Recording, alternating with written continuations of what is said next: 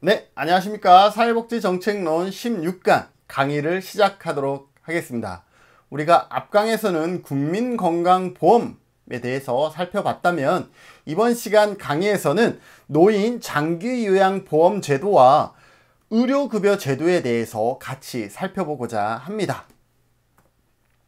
우선 노인장기요양보험 제도에 대해서 살펴보고자 합니다. 여러분들 노인장기요양보험 제도에 대해서 설명드리는데 이 시간에는 간략하게 설명되기 때문에 제가 이쪽에 태그 하나를 걸어 놓겠습니다. 다른 동영상 좀 더 자세히 설명한 영상을 보시면서 여러분들의 지식 수준을 더욱 쌓으셔도 좋을 듯 합니다. 우선 준비된 강의를 시작하도록 하겠습니다. 노인장기요양보험 제도의 목적은 무엇이냐라는 거죠. 고령이나 노인성 질병 등의 사유로 일상생활을 혼자 수행하기 어려운 노인, 근데 등에게 돼 있어요. 그러니까 노인뿐만 아니라 노인이 아닌 누군가도 받을 수 있다라는 거예요. 어쨌든 일상생활을 혼자서 수행하기 어려운 노인 등에게 신체활동 또는 가사활동 등의 장기요양 서비스의 제공을 통해서 노후의 건강 증진 및 생활 안정을 도모하고, 이건 누구예요? 어르신들의, 노후라는 것은 어르신들이죠. 어르신들의 건강 증진 및 생활 안정을 도모하고, 더불어서 1+1이에요. 가족의 부담을 덜어주므로. 그래서 장기요양보험은 이 두 가지가 반드시 들어가야 돼요. 어르신들의 건강 증진과 또 그 어르신을 부양하는 부양자의 부양 부담을 덜어주는 것, 이 두 가지가 결합되어서 결국은 국민의 삶의 질을 향상하는 것이 제도의 목적이다라고 보시면 될 것 같고, 사업의 보험자 및 가입자, 여러분들 보험자 하면 항상 공단이라고 생각해 주셔야 돼요. 건강보험의 보험자는 누구예요? 우리나라는 국민건강보험공단이다라는 거예요. 마찬가지로 노인장기요양보험의 그 보험자는 누구냐 하면 국민건강보험공단이에요. 그래서 건강보험도 국민건강보험공단에서 관리하고 노인장기요양보험도 국민건강보험공단에서 관리하는 거라. 맞아요. 그 안에 그 노인장기요양보험 팀이 있어. 그래서 전부 다 국민건강보험공단에서 관리하고 있다는 것 기억해 두시고, 그러면 가입자는 어떤 사람이냐라는 거죠. 가입자는 국내에 거주하는 국민, 모든 사람, 그리고 혹 국내에 체류하는 외국인이거나 또는 외국인으로서 대통령령으로 정하는 사람도 가입자가 될 수 있다는 거 기억하시고요. 자, 장기요양 급여 대상자. 이제 급여를 받을 수 있는 대상자는 어떤 분이냐라는 거죠. 우선 65세 이상의 자예요. 그러니까 65세 이상의 어르신은 거동이 불편하면, 일상생활을 혼자 수행하기 어려우면, 65세 이상이면서 일상생활을 혼자 수행하기 어려우면 장기요양 급여 대상자가 됩니다. 그런데 65세가 안 돼서 노인 등이라 그랬잖아요. 65세가 안 됐을 때는 어떻게 되느냐? 65세 미만이지만 노인성 질병을 가지면, 65세 미만인데 노인성 질환이 있고 더불어서 일상생활을 혼자 수행하기 어려우면 그 또한 대상자가 될 수 있다는 거예요. 65세 이상이면 거동이 불편하면 서비스 대상자가 돼요. 근데 65세 미만인 경우는 노인성 질환으로 거동이 불편해야 되면. 무슨 말이냐? 65세가 안 됐는데 거동이 불편해. 그런데 원인이 노인성 질환이 아니야. 이러면 대상자가 될 수 없다라는 거예요. 예를 들어서 제가 여기서 강의를 끝나고 어디 가다가 교통사고가 났어요.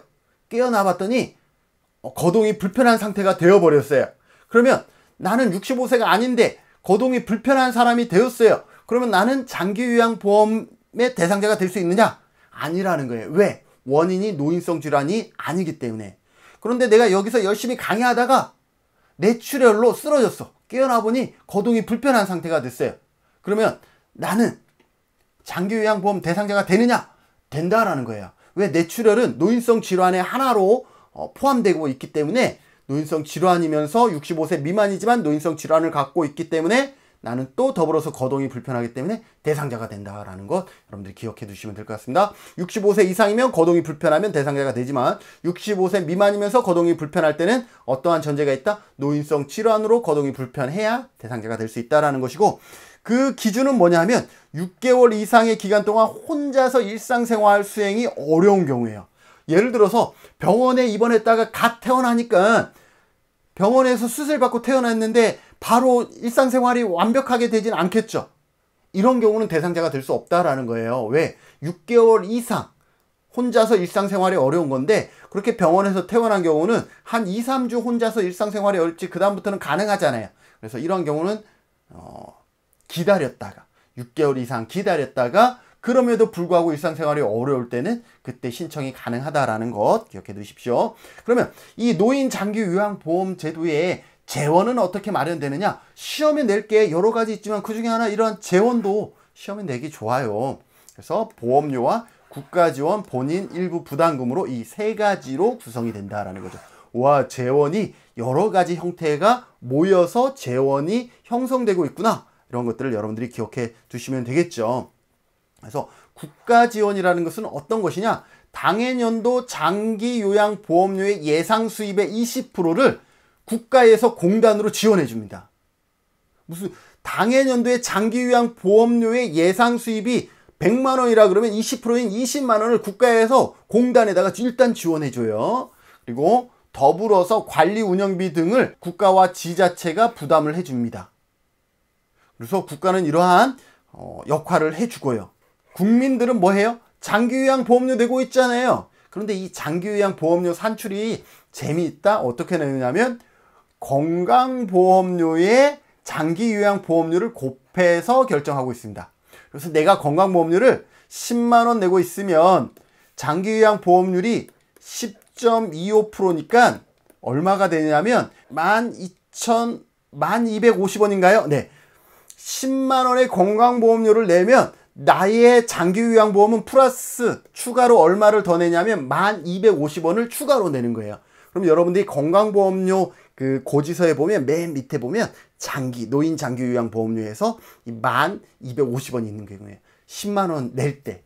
만약에 여러분들이 40만 원을 내고 있으면 거의 4만 얼마가 되겠죠. 이렇게 장기요양보험료를 건강보험료의 10.25%에 해당하는 금액을 추가로 장기요양보험료로 내고 있다라고 기억하시면 될 것 같고, 여기서 본인부담금도 또 재밌어요. 자, 본인부담금을 우리가 어떤 그 급여, 장기요양에서 서비스를 받는 것을 우리가 급여라고 그러는데, 이 급여를 이용하면 본인부담금을 내야 돼요. 그 본인부담금이 얼마냐면 우리가 장기요양 급여로 받을 수 있는 서비스가 크게는 시설급여와 재가급여가 있어요. 요양원에 입소하는 것이 시설급여라 그러면 집에 있으면서 다양한 서비스를 받는 것이 재가급여예요.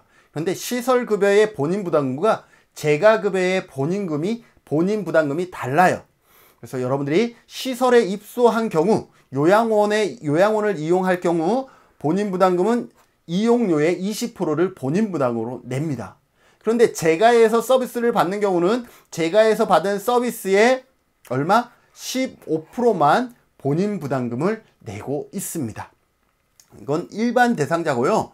그런데 이제는 여러 가지 감경 대상자가 있는 거예요. 40% 감경 대상자가 있고 60% 감경 대상자가 있고요. 또 어떤 부가 있어요? 전액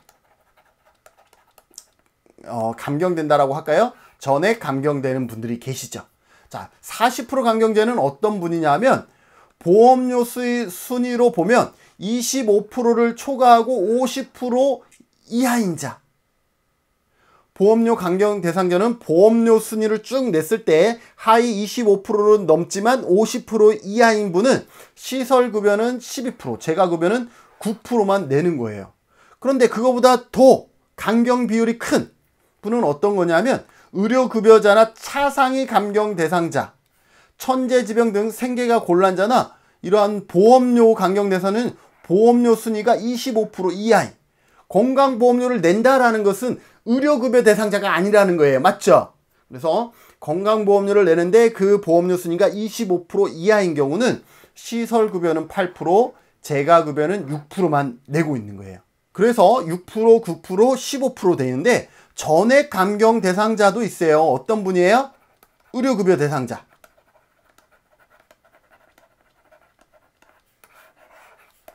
수급자 있죠. 수급자는 어때요? 전액 무료입니다.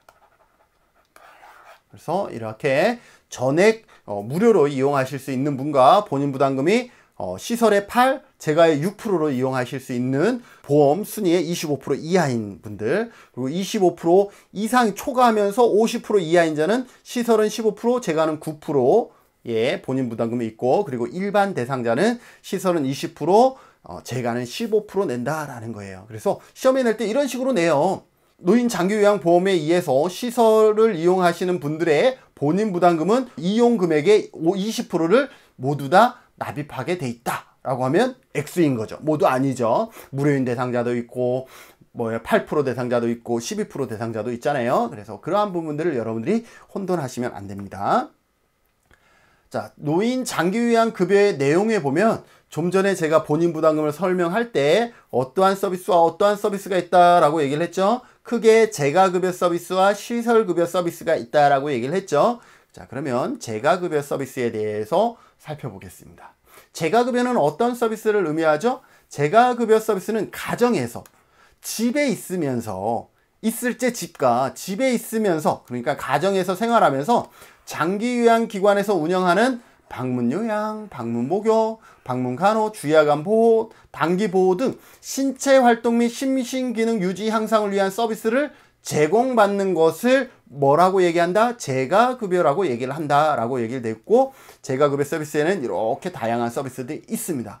자, 그런데 이 재가급여 서비스와 시설급여를 비교했을 때 재가급여의 장점은 뭐냐면 평소에 생활하는 친숙한 환경에서 지낼 수 있다는 거예요. 집에 있으면서 서비스를 받으니까 그러한 부분들이 장점으로 작용할 수가 있고요. 더욱이 여러 사람들과 합숙하는 형태의 요양원이 아니기 때문에 사생활이 존중되고 개인 중심 생활을 할 수 있다는 장점이 있습니다. 반면에 단점은 뭐냐면 우리가 누군가가 계속 상주해서 서비스를 주는 게 아니잖아요. 그러다 보니 의료, 간호, 요양 서비스가 단편적으로 진행될 수밖에 없다라는 단점이 있고, 긴급 상황에 신속하게 대응하기가 어렵다라는 단점들을 지금 현재 가지고 있습니다. 자, 그러면 재가급여 서비스에 대해서 조금 자세히 살펴보도록 할까요? 재가급여는 방문요양, 방문목욕, 방문간호, 주야간보호, 단기보호, 기타 재가급여 순으로 같이 살펴보고자 하는데요.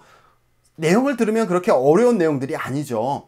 방문요양은 어떤 거예요? 말 그대로 방문해서 요양 서비스를 제공하는 거예요. 그래서 장기요양 요원이 수급자의 가정 등을 방문하여서 신체활동 및 가사활동 등을 지원하는 장기요양급여를 방문요양 서비스. 그러니까 우리가 쉽게 얘기하면 어르신 집에 가서 밥 해드리고 빨래해드리고 청소해드리고 말벗해드리고 안마해드리고 이러한 다양한 서비스를 하고 있잖아요.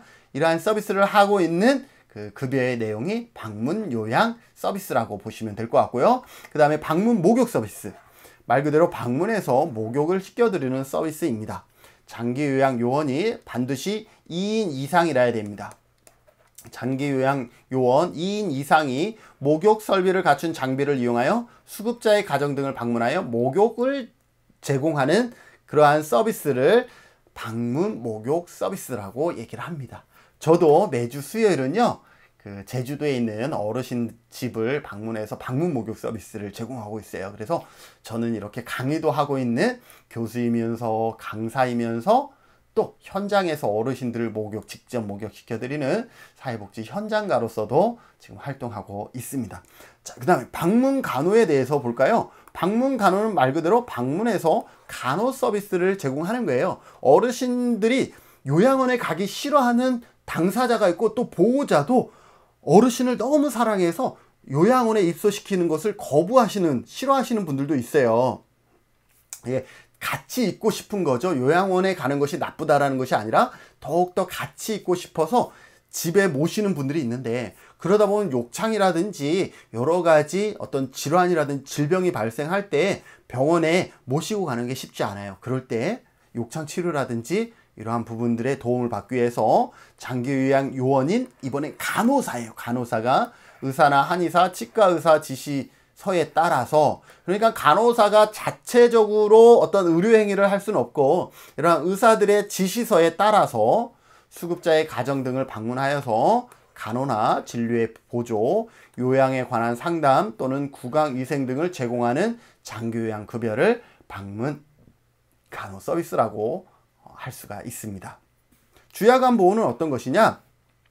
수급자를 하루 중 일정한 시간 동안 장기요양기관에 보호하면서, 그래서 주야간 보호는 쉽게 얘기하면 일정 시간 동안 하루 중 일정 시간을 보호한다라고 했죠. 그래서 가장 쉬운 예로는 어린이집이라고 생각하시면 될 것 같아요. 그런데 어린이집인데 대상자가 어린이가 아니라 장기요양급여를 받은 어르신들이라고 생각하시면 될 것 같아요. 그래서 아침에 어르신 집에 가서 어르신을 모셔서 시설에 모셔와서 시설에서 다양한 프로그램과 식사를 제공하고, 또 오후에 기가 시간이 되면 어르신을 또 모셔서 송영 서비스를 제공하는 이러한 형태의 서비스를 주야간 보호 서비스라고 얘기를 합니다.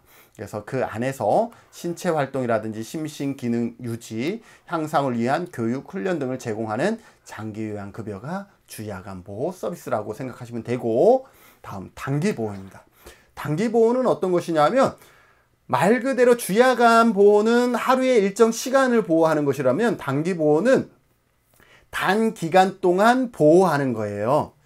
그래서 수급자를 일정 기간, 월 9일, 1년에 최대 4회 동안 장기요양기관에 보호하여 신체활동 및 심신기능의 유지, 향상을 위한 교육, 훈련 등을 제공하는 장기요양급여다라고 보시면 될 것 같아요.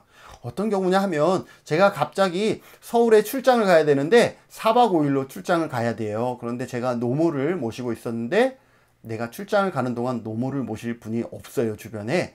그런 경우 어떻게 하겠어요? 출장을 포기하거나 다른 방법을 찾아야 되는데, 그럴 때 이러한 단기보호 서비스를 이용할 수가 있는 것이죠. 자, 그 다음에 마지막으로 기타 재가급여가 있어요. 기타 재가급여는 뭐냐 하면 우리가 복지용구 대여 사업이라 그래서 어르신들이 재가에서 생활할 때 필요한 다양한 전동 침대라든지 좌변기라든지 이러한 것들을 구입 또는 대여해서 이용할 수 있도록 하는 그러한 서비스가 있는데, 복지용구 대여 서비스가 있는데 그것이 기타 재가급여에 해당합니다. 그래서 수급자의 일상생활, 신체활동 지원 및 인지기능의 유지, 향상에 필요한 용구를 제공하거나, 그뿐만 아니라 이런 경우도 있어요. 가정을 방문하여 재활에 관한 지원 등을 제공하는 장기요양급여 등이 기타 재가급여 서비스에 해당한다라는 것 여러분들이 기억해 두시면 좋을 것 같습니다. 네, 그 다음에 우리가 방금까지는 재가 서비스에 대해서 같이 살펴봤는데, 이번에는 시설 서비스에 대해서 살펴보겠습니다. 시설급여라고 얘기하죠. 시설급여는 좀 전에 살펴봤던 재가 서비스처럼 가정에서 생활하지 않고 노인 요양시설이나 노인 요양 공동생활 가정 등에 입소하여 신체활동 지원 및 심신기능의 유지 향상을 위한 서비스를 제공받는다라는 거예요. 자, 그런데 여기에서 양로시설하고는 달라요. 양로시설하고는 다르다라는 것. 그리고 여기도 노인 요양이 빠진 공동생활가정이라는 것도 있어요. 얘하고도 다른 거예요. 이 양로시설이나 노인 공동생활가정은 요양 등급을 받지 않아도 들어갈 수 있는 곳이에요. 건강한 어르신들이 들어갈 수 있는 곳이라고 하면, 지금 설명하고 있는 장기요양급여에 의한 시설급여는 거동이 불편한 분이셨잖아요. 그래서 양로시설과 노인 공동생활가정과는 여러분들이 구분하셔야 된다라는 것이고요. 자, 그러면 이러한 노인 요양시설과 노인 요양 공동생활가정, 요양이라는 단어가 다 들어가요. 그래서 노인 요양시설과 노인 요양 공동생활가정의 장점과 단점은 뭘까라는 거죠.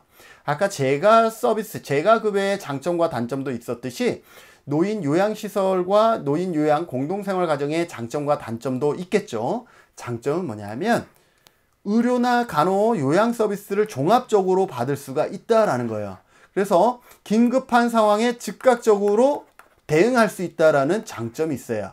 반면에 단점은 뭐냐면 지역사회와 떨어져서 생활할 수밖에 없기 때문에 외롭고 소외되기가 쉽고 개인 중심의 생활이 어렵다라는 거죠. 제가 사회복지사 현장 실습을 갔다가 어제 갔었어요. 어제 갔다가 이런 얘기를 했어요. 거기는 장애인 시설이었는데 노인 시설은 그 한 방에 4명 이상이 공동 생활을 할 수가 없어요. 과거에는 한 방에 8명도 들어가 있었고 6명의 어르신이 거의 생활하는 경우가 많았어요. 그런데 지금은 그렇게 못해요. 4인 이상 생활하지 못하도록 막아놨어요. 왜? 개인 중심의 생활이 어렵지만 그래도 조금이라도 그 영역을 확보해 드리기 위해서 한 방에 6분 어르신 이상 생활하는 것은 어려워요. 그러니까 4분까지만 가능하거든요. 이러한 것들을 설명했을 때 선생님들이 그러한, 물론 한 분이 생활하는 것보다는 안 좋지만 그래도 뭔가 줄여나가는 그런 부분들에 대해서 아주 좋은 현상이다라고 반응을 해줬는데, 이렇게 바뀐 지가 상당히 오래됐죠. 현실적으로는요. 자, 그러면 재가급여가 있었고 그 다음에 시설급여가 있었는데 그게 전부냐? 하나 더 있어요. 특별현금급여가 있습니다. 그래서 여러분들 특별현금급여도 한 번쯤은 봐주셔야 되는데, 특별현금급여는 어떤 것이냐면 장기요양보험제도에서 특별현금급여는 재가급여라 시설급여를 받을 수 없을 때 지급하는 것으로 가족요양비와 특례요양비, 요양병원, 간병비가 있다라는 것 여러분들 기억해 주시죠. 가족요양비는 어떤 것이냐? 도서벽지, 요양보호사가 갈 수 없는 도서벽지에 어르신이 서비스가 필요해. 그럼 어떻게 되겠어요? 그 어르신 한 분 서비스하기 위해서 버스로 2시간, 3시간 타고, 아니면 요양보호사가 일부러 그 집 옆에 이사 갈 수는 없는 거잖아요. 그래서 이러한 경우 장기요양기관이 현저히 부족한 지역, 또는 천재지변이나 수급자의 신체, 정신 또는 성격상의 사유, 이건 뭐냐면 외부인이 왔을 때는 엄청난 폭력적이야. 그런데 딸이나 며느리한테는 상당히 인자하신 분이야. 그런데 다른 요양보호사 선생님 오면 물건을 집어던지고 막 폭력적이야. 그럼 요양보호사 선생님 거기 가겠어요? 안 가죠. 그런데 그 어르신은 등급을 받았기 때문에 서비스를 받을 권리가 있는 거예요. 이런 경우 가족 등으로부터 방문 요양에 상당하는 장기 요양 급여를 받은 경우 지급되는 현금 급여를 말하는데 월 15만 원 상당의 현금, 가족 요양보호사가 아니라 가족으로부터 서비스를 받아도 그 요양보호사의 서비스를 받은 것으로 어쨌든 그래서 월 15만 원 정도의 아주 작지만 사례를 하고 있다라고 보시면 될 것 같고, 특례 요양비는 수급자가 장기 요양기관이 아닌 노인 요양시설 등의 기관 또는 시설에서 재가급여 또는 시설급여에 상당한 장기요양보, 이거 교수님 너무 어려워요. 무슨 말이에요? 대부분 몰라요. 현장의 사람들도 이해 잘 못해요. 이게 무슨 말이냐면 2007년에 법이 만들어지고 2008년부터 장기 요양시설이라는 것이 운영이 됐어요. 그런데 이 전까지는 그럼 어떻게 되느냐라는 거죠. 이 전까지는 거동이 아니라 자산을 해서 수급자들은 뭘 했냐 하면 서비스를 받았죠. 그래서 여기에서 받던 어르신들이, 그래서 여기를 노인복지시설이라 그래요. 그래서 이때까지는 노인복지시설이 있었는데 장기요양시설이 만들어지면서 대부분의 노인복지시설이 장기요양 플러스 노인복지시설, 이렇게 해서 노인복지시설인데 장기요양을 추가로 인정을 받은 거예요. 그래서 이 대부분의 과거의 노인복지시설은 이 두 가지를 같이 안고 가고 있어요. 그리고 별도로 개인이 추가적으로 장기요양 시설을 운영하는 경우가 있죠. 그래서 이후의 시설들은 전부 다 이렇게 개인의 형태의 장기요양 시설이죠. 그런데 그런 시설이 거의 없지만 이 노인복지시설인데 2008년 되면서 장기요양을 안고 가지 않은 그냥 노인복지시설로만 가고 운영하고 있는 곳이 있는데, 거기에서 장기요양에 준하는 서비스를 누군가가 받았다 그러면 특례 요양비를 주겠다라는 거 여러분들 기억해 두시고, 요양병원 간병비는 수급자가 요양병원에 입원했을 때 장기요양에 사용되는 비용의 일부가 지급되는 현금급여를 요양병원 간병비라고 합니다. 네, 다음으로는 노인 장기요양보험이 아니라 의료급여에 대해서 같이 살펴보도록 하겠습니다. 의료급여도 재미있는데 여기에서는 엄청 축약을 했어요. 그래서 이쪽에 다시 의료급여에 대해서 좀 더 자세히 설명된 영상을 링크 시킬 테니까 혹시 좀 더 추가적인 나는 공부를 원해 그러면 이쪽 영상을 2배속으로 보면 되니까 2배속으로 보기 위해서 한번 보시면 도움이 될 것 같아요. 지금 여기에서는 그 중에 좀 요약해서 한다 그러면 의료급여 제도는 생활이 어려운 사람에게, 그러니까 의료급여는 생활이 일정 소득 이하의 어려운 분들에게 제공되어지는 어떤 급여라고 보시면 될 것 같고, 그래서 생활이 어려운 사람에게 국가가 의료 서비스를 제공하는 뭐다? 공공부조제도이다 라는 거예요. 그러면 여러분들이 이렇게 했죠. 우리나라 공공부조제도에는 어떤 게 있어요? 라고 누군가가 물어보면 네, 국민기초생활보장법이 있어요 라고 여기만 대답하고 끝나는 것이 아니라 의료급여도 있다라는 것 여러분들이 대답할 수 있어야 되겠죠. 그리고 우리가 좀 더 공부를 했다 그러면 긴급 생계비 지원도 공공부조고요. 기초연금과 장애인연금도 공공부조예요. 이 정도는 설명할 수 있어야 되겠죠. 자, 그런데 재미있는 거는요. 이 의료급여는 건강보험 제도의 하나이죠. 건강보험을 보완하기 위해서 생활이 어려우신 분들의 건강을 보완하기 위해서 건강보장제도의 하나인데 또 방금 전에 설명했던 국민기초생활보장제도의 급여 중에 또 하나예요. 그게 무슨 말이냐? 국기법이 2015년을 기준으로 뭐예요? 최저 생계비를 기준으로 대상자 유무를 선정했다가 2015년을 기준으로 중위소득을 기준으로 나뉩니다. 그리고 이때는 통합주의여서 생활보호 대상자는 모든 서비스를 받든지 아니면 못 받든지가 결정되는데 2015년 이후에는 생계급여, 의료급여, 주거급여, 교육급여 이렇게 4가지로 나뉘어지고 있잖아요. 그러니 국민기초생활보장법이 2015년 이후에 그 급여 중에 뭐가 있어? 의료급여가 있다라는 거예요. 그래서 국민기초생활보장제도의 급여 중 하나이기도 하다라는 거. 와, 재밌다. 근데 이 연역도 재밌어요. 1961년에 의료급여가 어디에 있었냐면 생활보호법이 제정되면서 그 안에 의료보호에 관한 조항이 있었다가 77년에 의료보험법이 만들어집니다. 의료보호법이 만들어져요. 의료보호법이 만들어지고 이게 2001년도에 의료보호법이 의료급여법으로 달라집니다. 다시 바뀝니다.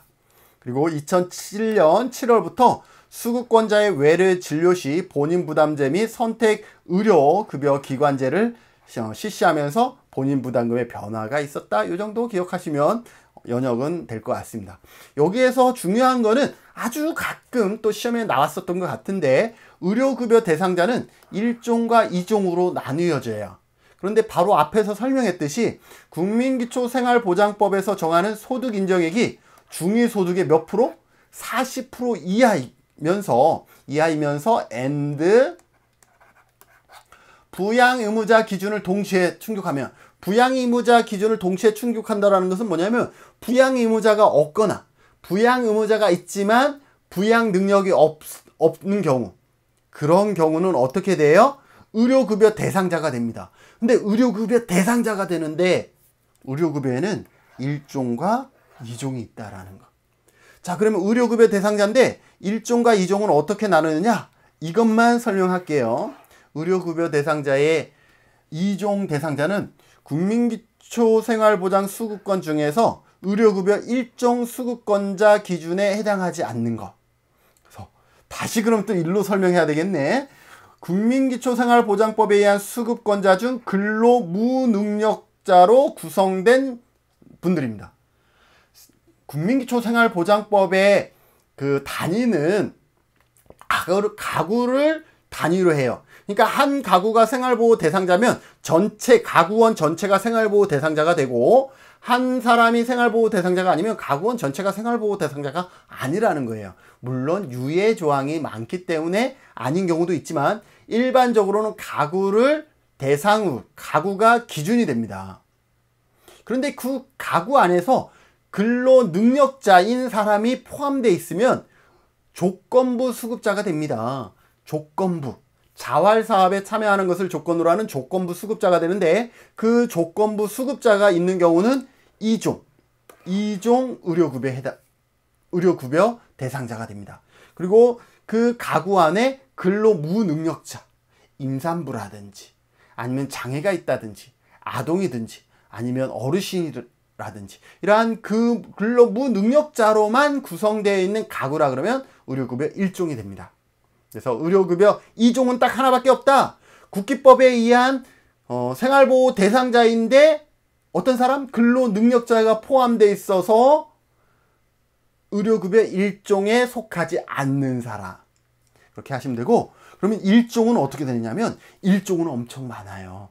우리가 앞에 건강보험에서도 건강보험 가입 대상자가 아닌 사람이 어떤 사람이었어요? 의료급여 대상자와 그리고 국가유공자라든지 의사상자라든지 이러한 분들은 건강보험 가입 대상자가 아니라고 했죠. 그 이유가 이것 때문이에요. 그분들은 뭐예요? 의료급여 대상자이기 때문에 그렇습니다. 자, 그러면 의료급여 대상자 1종에 대해서 볼까요? 재해구호법에 따른 이재민으로 지정이 되면 의료급여 1종에 해당되고요. 의사상자 등 예우 및 지원에 관한 법률에 따른 의사상자. 여러분들 다른 거는 다 아는데 의사상자를 모르시는 분들이 의외로 많아요. 그래서 의사상자 얘기하면 의사상자는 의로운 일을 하다가 다치거나 돌아가신 분들을 의사상자라고 얘기를 합니다.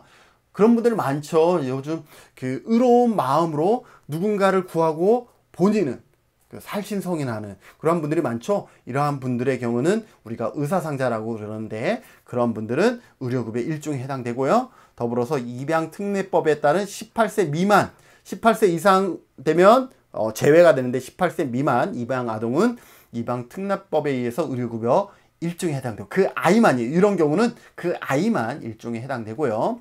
독립유공자 예우에 관한 독립유공자, 국가유공자, 보훈 대상자, 국가무형문화재의 보유자와 그 가족, 그리고 북한 이탈 주민, 그리고 민주화운동 관련자, 노숙인 등은 의료급여 1종에 해당된다라고 여러분들 기억해 두시면 좋을 것 같습니다. 자, 그러면 이 의료급여의 재원은 어떻게 되느냐? 공공부조라고 얘기를 했잖아요. 연동하셔야 돼요. 공공부조는 어떻게 해요? 조세로 재원을 충당한다라는 것이죠. 그래서 각 시도별 의료급여 기금에서 필요한 경비를 부담하고 있다. 전달책에는 수급권자가 의료급여를 받고자 할 때는 응급분만, 결핵 등의 경우를 제외하고는 1차 의료급여 기관에서 의료급여를 신청해야 된다라는 거예요. 무슨 말인지 아시겠어요? 의료급여를 받으려면 바로 2차, 3차 의료기관으로 가면 안 되고 1차에서부터 1차에 갔는데 더 상위로 가야 될 필요가 있다. 그러면 소견서를 받아서 상위로 가야만이 의료급여의 혜택을, 그러니까 입원비는 전에 공짜 무료이고 이러한 그 혜택들을 볼 수가 있기 때문에 바로 2차, 3차로 가시면 안 된다라는 거예요. 그래서 1차 의료급여 기관의 진찰 후 또는 진찰 중 2차 의료급여 기관에 진료가 필요하다고 판단한 경우와 2차 의료급여 기관이 3차 의료급여 기관에 진료가 필요하다고 판단하면 수급권자는 의료급여 의뢰서를 발급받아서 상급 의료 기관에 가서 진료를 받을 수가 있어요. 그래서 점프해서 가시면 안 된다라는 것이고, 의료급여 상환일수가 있다라는 거예요. 건강보험은 상환일수가 없어요. 그래서 예를 들어서 이거예요. 내가 건강보험으로 혈압약을 받았어요. 혈압약은 매일 먹잖아요. 그러니까 뭐 365일, 그리고 감기약을 받았어요. 이러면 일수가 이미 365일 플러스 이게 되기 때문에 초과되는 거야. 근데 건강보험은 그런 초과가 상관이 없어요. 뭐 본인들이 어쨌든 그 돈들을 다 지급하니까. 그런데 의료급여는 건강보험과는 달리 의료급여 상환일수 제한이 있습니다. 그래서 일반적으로 의료급여 수급권자의 의료급여 일수는 연간 365일입니다. 1년이 365일인데 교수님 365일을 넘을 수가 있어요? 그런 경우 있죠. 내가 물리치료를 받았어요. 그러면 이게 하루가 되는 거예요. 그런데 그때 물리치료 받고 또 병원에 가서 감기약을 처방받고 뭐 진료를 받고 이랬어요. 그러면 이게 하루지만 이틀이 되는 거예요.